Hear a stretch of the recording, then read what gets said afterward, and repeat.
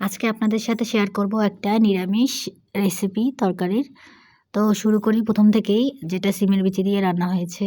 তো প্রথমেই আমি এটার জন্য কিছুটা সিমের বিচি নিয়েছি, যেগুলো খোসা ছাড়িয়ে এভাবে করে নিয়েছি। এগুলোকে এখন আমি একটু সেদ্ধ করে নেব হালকা নুন দিয়ে। তো এটাকে আমি সেদ্ধ বসিয়ে দিয়ে ওই পাশে তরকারিগুলো গুছিয়ে নিচ্ছি। তরকারির জন্য নিয়েছি আমি গাজর, ফুলকপি, সিম আর বেগুন, আলু। এগুলোকে এরকম করে কেটে নিয়েছি। ধনেপাতা নিয়েছি আর টমেটো আর কাঁচামরিচ নিলাম।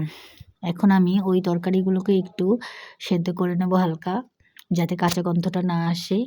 এরপরে ওটা সেদ্ধ হয়ে গেলে আমি প্যানের ভিতরে তেল দিয়ে তেলটা গরম করে ওর মধ্যে আমি দিয়ে দিলাম কিছুটা জিরা আর শুকনো লঙ্কা। এগুলোকে একটু ভেজে নেব। এরপরে ওই সেদ্ধ করে রাখা সবজিগুলো দিয়ে দিলাম। এগুলোকে হালকা আমি একটু ভেজে নেব। প্রথমেই আমি এটার মধ্যে একটু আদা বাটা দিয়ে দিয়েছি, 1 টেবিল চামচের মতো আদা বাটা দিয়ে একটু নেড়েচেড়ে নিলাম। এরপরে আমি এর মধ্যে দিয়ে দেব ওই যে কেটে রাখা টমেটো আর কাঁচামরিচটা।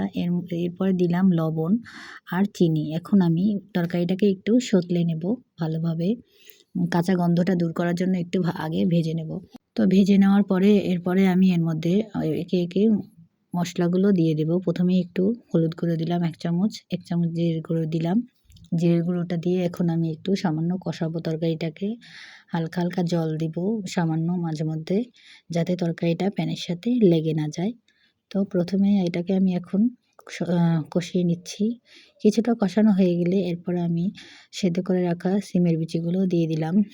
এখন আরও কিছুক্ষণ এটাকে কষাবো। এটা এক প্রকারের ডালের মতো হবে। এটা একেবারে মাখো মাখো হবে না, একটু জল থাকবে এটার ভিতরে, মানে ঝোলের মতো থাকবে।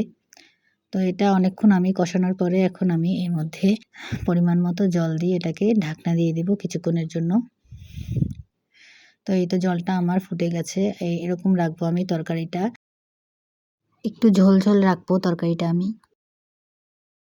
এরপরে আমি ধনেপাতা কুচি দিয়ে এটাকে নামিয়ে নেব।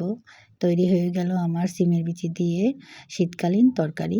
তো আপনারা অবশ্যই এটাকে বাসায় ট্রাই করে দেখবেন। সবাইকে ধন্যবাদ।